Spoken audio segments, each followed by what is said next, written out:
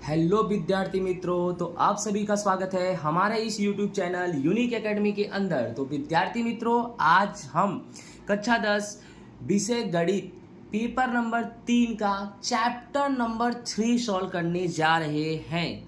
Okay बच्चों, chapter number 3 हम solve करने जा रहे हैं। तो पहला क्वेश्चन हमारा है, यदि समीकरण 8x प्लस 3y प्लस 5 के बराबर 18 का एक हल 1 और 0 हो तो k की कीमत ज्ञात करो। तो बच्चों सबसे पहले ध्यान रखो, एक हल 1 और 0 का मतलब होता है x तुम्हारा 1 है और y तुम्हारा 0 है। अब जहां x है वहां 1 रख दो, जहां y है वहां पर 0 रख दो। तो देखो 8x तो 8 कोष्टक में 1 प्लस 3y तो 3 कोष्टक में y की जगह पे 0 प्लस 5k बराबर 18। 8 का गुणा 1 में करेंगे बच्चों 8 आएगा, 3 का 0 में करेंगे 0 आएगा, प्लस 5 के बराबर 18। फिर क्या करना है बच्चों, 8 में 0 जोड़ेंगे 8 आएगा, प्लस 5 के बराबर 18। फिर बच्चों 5 के बराबर 18 प्लस 8 इधर जाएगा बच्चों तो माइनस 8 हो जाएगा। बच्चों 5 के बराबर 18 में से 8 गया तो कितना बचा, 10 बचा। कितना बचा, 10। तो बच्चों k बराबर 10/5 होगा, अर्थात हमारा k बराबर कितना आएगा, 2। यानी हमारा जो k की कीमत है वह 2 आएगी। आई होप आपको समझ में आ गया होगा। नेक्स्ट क्वेश्चन हमारा है, एक द्विचल रैखिक समीकरण युग्म का एक भी हल न हो तो ऐसे समीकरण युग्म सुसंगत नहीं है। बिल्कुल सही है बच्चों। अगर ऐसा बोलेगा ना कि युग्म का एक भी हल न हो तो वह समीकरण युग्म सुसंगत नहीं है, ये बिल्कुल सही है। सुसंगत कब होगा, जब उसका एक हल हो या दो हो, ठीक है। लेकिन एक भी हल अगर नहीं निकल रहा है तो वह समीकरण सुसंगत नहीं है। ओके, नेक्स्ट हमारा क्वेश्चन नंबर 38 है, नीचे दिए गए द्विचल रैखिक समीकरण का युग्म हल प्राप्त करो।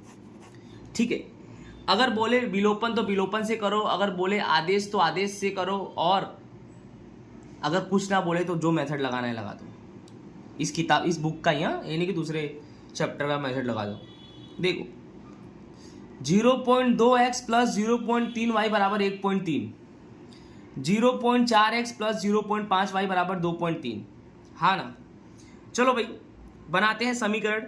इसको 1 और 2 नहीं मान सकते हो, थोड़ा इसको ढंग से करके फिर 1 और 2 मानेंगे। देखो ध्यान से, बोलना मत ना। 0.2 का मतलब होता है 2/10, क्योंकि दशमलव के बाद एक संख्या तो बटे में 10 लेते हैं। ठीक है, तो 0.2 का मतलब 2/10 और x है तो 2x/10 प्लस 0.3 का मतलब समझ जाओ 3y/10 बराबर 1.3 का मतलब 13। ठीक है, और बटे में क्या ले लेंगे, 10। अब इसको ध्यान दो, 10 का गुणा जैसे ये है तुम्हारा 2x/10 प्लस 3y/10 और बराबर 13/10। पहले सबका हर समान है, सबका हर क्या है, समान है। इन दोनों का हर समान है 10 10, तो 10 एक बार लिख दो। फिर क्या बच गया, 2x प्लस 3y बराबर 13/10। अब आपको करना क्या है, इन दोनों का हर भी देखो समान है तो आपको डायरेक्टली लिख देने का।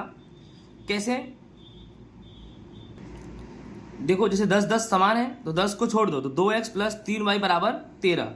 यहाँ 10 लिख दिया हूं, यहाँ कितना आएगा, 13 आएगा। ठीक है, क्या आएगा यहाँ पे, 13। तो 2x प्लस 3y बराबर 13, ये समीकरण नंबर तुम्हारा कितना हो गया, 1। ठीक उसी प्रकार से समीकरण 2 बनाएंगे। 0.4x का मतलब 4x/10 प्लस 0.5y का मतलब 5y/10 बराबर 2.3 का मतलब 23/10 होगा। कितना होगा, 23/10। अब करना क्या है हमें कि 4x प्लस 5y बटे में देखो 10 10 सेम है तो यहाँ 10 लिख देंगे बराबर फिर 23/10। अब ये देखो 10 10 क्या है, समान है, तो फिर 4x प्लस 5y बराबर कितना हो जाएगा तुम्हारा, 23। कितना हो जाएगा, 23। ये तुम्हारा हो गया समीकरण नंबर 2। अब 1 और 2 पे करेंगे भैया। पहला समीकरण क्या है तुम्हारा, समीकरण 2 और 1, समीकरण 2 और 1 लोप विधि है। समीकरण 1 क्या है, 4x प्लस 5y बराबर 23, और 2 क्या है, 1 क्या है, 4x प्लस, देखो ध्यान से, सबसे पहले समीकरण नंबर 2 देखो, समीकरण नंबर 2 क्या है, 4x प्लस 5y बराबर 23 लिख दिया। अब दूसरा नंबर क्या है, समीकरण 1 2x प्लस 3y बराबर 13, क्या है, 13। तो करना क्या है, आपको ध्यान से समझो कि समीकरण नंबर 1 देखो ध्यान से, मैं ऐसा बता रहा हूं, समीकरण 1 क्या है तुम्हारा, 2x प्लस 3y बराबर 13, ठीक है। लेकिन यहाँ पर अगर 4x है, यहाँ पर 4x है, तो यहाँ 2x है, तो यहाँ भी 4x चाहिए, तो किससे गुणा कर देंगे? 2 से गुणा कर देंगे। तो 2 दूनी 4x प्लस 2 तिहाई 6y बराबर 13 का 2 में गुणा करेंगे 26। ये समीकरण 3 हो गया। क्या हो गया? समीकरण 3। अब क्या करेंगे?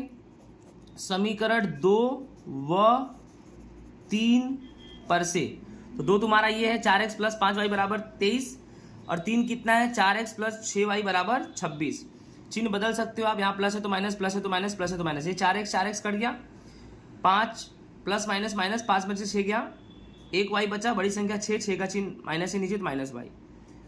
फिर क्या होगा? प्लस माइनस माइनस, तो 23 में से 26 गया तो कितना बचा? 3, बड़ी संख्या 26 का चिन्ह है माइनस 3, तो y बराबर कितना आ गया हमारा? 3 आ गया, ठीक है। अब y बराबर 3 समीकरण 1 में रख दो, तो समीकरण 1 तुम्हारा कितना है? 2x प्लस 3y बराबर 13 है समीकरण नंबर 1। आप बोलोगे कहाँ सर? तो ये देखो, ये 2x प्लस 3y बराबर 13, ठीक है। आगे देखो, तो 2x प्लस 3y की जगह पे 3 बराबर 13, फिर 2x प्लस 3 तिहाई 9 बराबर 13, फिर 2x बराबर 13 में से 9 गया, कितना बचा? 4, तो 2x बराबर 4, तो x बराबर 4/2, तो हमारा x बराबर कितना आ गया? 2। इस प्रकार से x 2 आया, और y तुम्हारा कितना आया है? आप चेक कर लो, y कितना आया है? 3।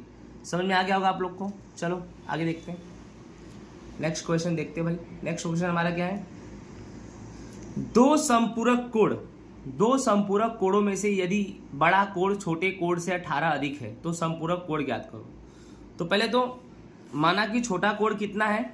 x, बड़ा कोण छोटे कोण से 18 अधिक है, और माना कि बड़ा कोण कितना है? y, छोटा कोण x और बड़ा कोण y। शर्त क्या है कि बड़ा कोण है ना वो छोटे कोण से कितना अधिक है? 18 अधिक है। तो बड़ा कोण यानी y बराबर छोटा कोण यानी x, उससे कितना अधिक है? 18, तो x प्लस 18। अब करना क्या है? ध्यान दो, जैसे ये x लिखा, ये प्लस y है, इधर आएगा तो माइनस y, और प्लस 18 उधर जाएगा तो माइनस 18, यानी क्या आ गया? x माइनस वाई बराबर माइनस 18 समीकरण नंबर 1। x माइनस वाई बराबर माइनस 18 समीकरण नंबर 1। अब दो संपूरक कोण का माप का योग कितना होता है? 180 होता है। तो x प्लस वाई बराबर 180 समीकरण नंबर 2। 1 और 2 मिल गया। अब तुलना कर दो 1 और 2 का। x माइनस वाई बराबर माइनस 18। बोलोगे सर क्यों तुलना किया, समीकरण 3 क्यों नहीं बनाया? इसलिए क्योंकि दोनों जगह यहाँ भी x और यहाँ भी x मिल रहा है, मतलब एक मिलना चाहिए, या तो x या तो y। अगर ना मिले ना तो समीकरण 1 पर से 3 निकालने का, ठीक है। चलो ध्यान दो, तो y से y काट दो, x और x 2x हो जाएगा। यहाँ पर आप समझो कि यहाँ प्लस है तो माइनस प्लस माइनस, 180 में से 18 घटेगा तो 162 आएगा, बड़ी संख्या 180, ठीक है।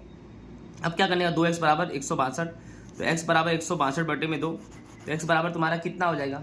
81। 162 बटे में 2, तो x बराबर 81। अब क्या करने का?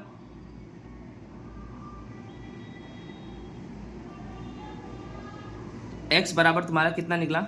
81। अब x बराबर 81 समीकरण नंबर 1 में रखेंगे। कहाँ रखेंगे? 1 में। तो x माइनस वाई बराबर माइनस 18, तो x कितना है? 81, माइनस वाई बराबर माइनस 18, माइनस वाई को लिख दो बराबर माइनस 18, 81 इधर गया तो माइनस 81, तो minus Y minus minus plus, 81 और 18 जोड़ेंगे तो माइनस 99, फिर वाई बराबर क्या हो जाएगा? ये माइनस माइनस क्या हो जाएगा? प्लस, तो वाई बराबर तुम्हारा कितना आएगा? 99। एक चीज को ध्यान रखना, समीकरण 1 है, समीकरण 2 है। 1 और 2 का तुलना हम कब करेंगे? डायरेक्टली जब दोनों में x या y कोई मैच करे तो, और अगर ना मैच करे ना तो समीकरण 1 में उतनी संख्या गुणा करो जिससे समीकरण 2 का पहला x वाला या y वाला कुछ भी मैच कर जाए, ठीक है। तो इसी के साथ हमारा पेपर नंबर 3 गाला असाइनमेंट का चैप्टर नंबर 3 पूरा होता है। जय हिंद, राधे राधे।